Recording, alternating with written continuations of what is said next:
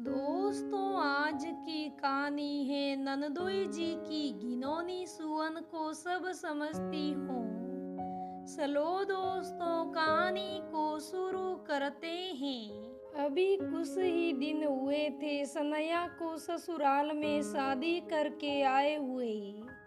बहुत सुलझा हुआ परिवार था। ससुराल ऐसा जो हर लड़की का ख्वाब होता है। धन दौलत की कोई कमी नहीं थी। सारी सुख सुविधाओं से युक्त बड़ा सा घर, पति आलोक के प्यार को पाकर जैसे खिल उठी थी सनैया। उतनी ही प्यारी सासू माँ। ससुर जी नहीं थे, लेकिन सासू माँ ने घर को बांध के रखा था। एक ननंद रीना की शादी हो चुकी थी और छोटी ननंद मीरा अभी भी पढ़ रही थी। बहुत प्यारी थी मीरा, बिल्कुल सनैया की छोटी बहन की तरह। एक सुंदर सा छोटा सा परिवार था जहाँ हर तरफ खुशियाँ ही खुशियाँ बिखरी थी। सभी के खिलखिलाट से घर में रौनक बनी रहती थी। सनैया की बड़ी ननंद रीना भी उसी शहर में रहती थी। अक्सर रविवार को पति और बच्ची के साथ आ जाती थी। उस दिन घर में खूब रौनक होती थी। सनैया को बहुत मजा आता था। छोटी सी भांजी रेवा के साथ वो खूब खेलती थी। उसकी तोतली बोली सनैया का मन मोह लेती थी। रीना जब मायके आती तो पूरे दिन रुकती। रात को खाना खाकर ही जाते। सनैया सभी के लिए बड़े चाव से खाना बनाती खिलाती। घर वाले सब मिलकर काम निपटाते। कभी सनैया को बहू होने के नाते अकेले काम का बोझ नहीं उठाना पड़ता था।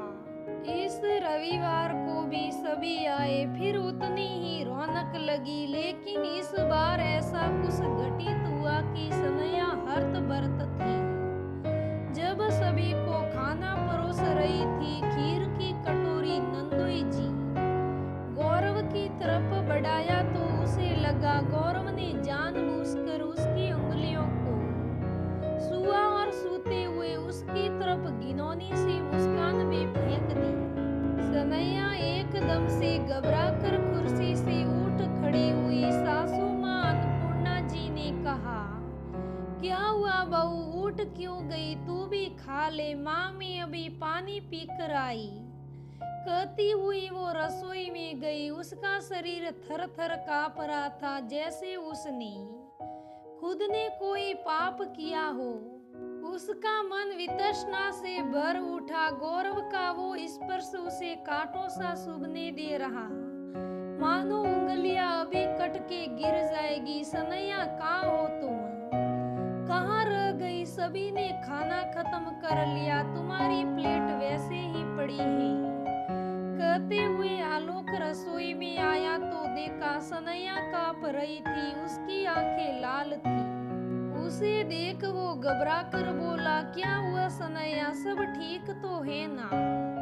तुम वहां से अचानक चली आई, क्या हुआ बोलो तो? और तुम ऐसे क्यों खड़ी हो? इतना सुनना था कि सनैया आलोक के सीने से लिपट गई और रोने लगी। सुबकते हुए बोली, कुछ नहीं, बस थोड़ी तबीयत ठीक नहीं लग रही थी।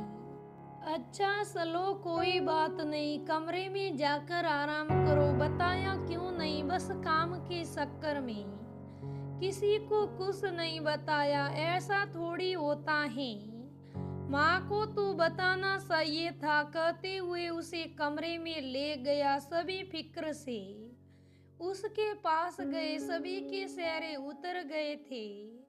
सभी का अपने प्रति प्यार देख सनैया समझ नहीं पा रही थी कि कैसे सबसे ये बात करे। वो किसी को तकलीफ देना नहीं चाहती थी और ना अपनी प्यारी सी ननंद का घर तोड़ना चाहती थी। लेकिन ये सूपी उस पर भारी पड़ी जब उसने महसूस किया कि गौरव ने उसकी सूपी को उसकी कमजोरी समझ लिया था। अब गाए बगाए उसे सुने से बाज नहीं आता, उसकी सुवन इतनी घिनौनी होती, सनैया का रोम रोम गरना से भर उठता। वो सुप थी क्योंकि रीना के घर को अपने ननंद भाभी के रिश्ते को खराब नहीं करना चाहती थी, लेकिन धीरे धीरे ही सही गौरव अब स्वसंद होता रहा। वो विश्व विजय सम्राट की बात ही था जो विश्व विजय को निकाला था, और साम्राज्य विस्तार की उसकी आकांक्षा बढ़ती जा रही थी। ऐसे ही अब गौरव उंगलियों को सूते सूते अपनी आकांक्षा को आगे विस्तारित कर रहा था। कभी गलती से उसका हाथ सनैया की पीठ को छू जाता और वह सॉरी बोलकर भाभी जी कहकर निकल जाता। वो सभी की नजरों में गलती थी, लेकिन सनैया समझ रही थी कि गलती जानबूझकर किया गया घिनौना हरकत था। वो रोज मन बनाती थी कि आलोक से कह देगी, लेकिन इस घर की खुशियों को देख, भाई बहन का एक दूसरे के प्रति प्यार और दुलार देख वो अपने शब्दों को रोक लेती।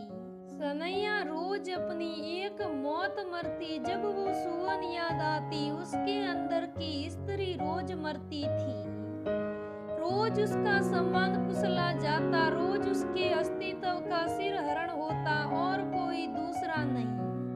वो खुद ही बैठकर चुप होकर देख रहती थी, ये सब और होने दे रही थी। लेकिन एक रविवार जब गौरव के हाथ गलती से उसके कमर को छू गया और दांत निकाल कर हंस पड़ा, बस उस साड़ जाने क्या हुआ सनैया को उसने ठान ही लिया। अब गौरव के इस कुकर्म को उसके प्रेरित तक पहुंचा के ही दम लेगी। दूसरे दिन आलोक ऑफिस चले गए, माँ अपनी सहेलियों के साथ सत्संग में चली गई। सनैया तुरंत बाहर गई और उधर से एक आदमी को लेकर आई। उसने ठीक डाइनिंग टेबल के पास एक छुपा हुआ कैमरा लगा दिया। कैमरा इतना छोटा था जो किसी को नजर में नहीं आ रहा था। कैमरा वही लगा जहाँ अक्सर गौरव बैठता था। अगले रविवार को रीना फिर परिवार समेत आई। गौरव फिर उन्मुक्त मन से अपनी हरकत कर रहा था। आज सनैया घबराई नहीं, डरी नहीं, बस मुस्कुरा रही थी। गौरव को देख देख रही थी कैसे एक नारी देख का भूखा दांतव उसके विषय जाल में स्वस्थ ही फंसता जा रहा था। दूसरे दिन सामने से सनैया ने गौरव को फोन किया कि वो मिलना चाहती है उससे अकेले में। गौरव खुश था, उसे लगा इतने दिनों से जो निमंत्रण वो अपनी गंदी सुवन के माध्यम से सनैया दे रहा, शायद सनैया को स्वीकार था, शायद वो उसके जाल में फंसने को तैयार थी। बहुत खुश होकर पहुंचा एक कैफ में जहाँ सनैया ने उसे बुलाया था। बस वहां पहुंचा तो सनैया ने उसकी गंदी हरकतों का वीडियो रख दिया। उसके सामने मोबाइल में खोल रखा। गौरव का हालत खराब हो गया। वीडियो देखते ही पसीना छूट गया, उसके हाथ पांव कांपने लगे। अब आप कहिए तो ये वीडियो आलोक और रीना को दिखा दूं। मैं नहीं चाहती कि आप घर टूटे, भाई बहन का साथ टूटे। मैं चुप थी, लेकिन आपने मेरी चुप्पी को मेरी कमजोरी मान लिया। आप नहीं जानते कि औरत ठान ले तो बड़े से बड़े दानव को खत्म कर सकती है। सनैया बिना रुके बोल रही थी, धारा परवाह कोई इसकी नहीं, कोई भय नहीं। हाँ, गुस्से में उसके शब्दों में थोड़ा कंपन जरूर था। नहीं नहीं भाभी जी, मैं माफी मांगता हूँ, मेरा घर टूट जाएगा, मुझसे भयंकर भूल हो गई। मुझे लगा भाभी नंदोई के रिश्ते में इतना छेड़छाड़ चलता है, मुझे माफ कर दीजिए। और वो उतनी ही भीड़ में सनैया के पैर पर गिर गया। वो घबराहट से कांप रहा था, आंखों से आंसू बह रहे थे। गौरव प्लीज आप उठिए, सब देख रहे हैं और आज के बाद अपने सरित्र को ऊपर उठाइए। मैं नहीं चाहती कि रीना और रेवा की नजरों में आप कभी गिरे। मैं तो अपने घर की खुशियां चाहती थी, इसलिए कभी किसी से कुछ नहीं कहा। गौरव चुपचाप सुन रहा था, बस आंखों से आंसू बह रहे थे। दोनों ने एक दूसरे से विदा ली। आज सनैया घर जा रही थी तो जैसे अपने खोए आत्मविश्वास, आत्मसम्मान को वापस लेकर, नारी गरिमा को पुनः प्रतिस्थापित करके और इस सुखद एहसास के साथ कि अपने ननद के घर को टूटने से बचाकर बहन भाई के प्यार को अपने सूपे के धागे से बांधकर अगले रविवार सभी गौरव भी आए। लेकिन बहुत सुंदर आचरण को लेकर रीना जाने क्यों आती ही सनैया के गले लग गई और सुबह कर रोने लगी। शायद गौरव ने अपने बुरे कर्म का अपनी बीवी के सामने स्वीकारोक्ति कर लिया था। जब सच्चा अपराध बोध होता है तब आत्मा पर एक बोझ बन जाता है। शायद उस बोझ को कम करने के लिए ही गौरव ने अपनी पत्नी के सामने अपने कर्म की स्वीकार कर लिया। सनैया समझ गई थी इस बात को लेकर ही रीना रो रही है। उसे बिठाया और बोली, कुछ नहीं हुआ प्यारी ननद जी, एक भटकाव था, बस अब आप भी एक मौका दो, गौरव को सब ठीक होगा। रीना ने अपने हाथ जोड़ लिया और सनैया ने उसे गले लगा लिया। तो दोस्तों, आज की ये कहानी कैसी लगी मुझे कमेंट करके जरूर बताइएगा। अगर कहानी अच्छी लगे तो लाइक करना, शेयर करना, मेरे चैनल को सब्सक्राइब करना।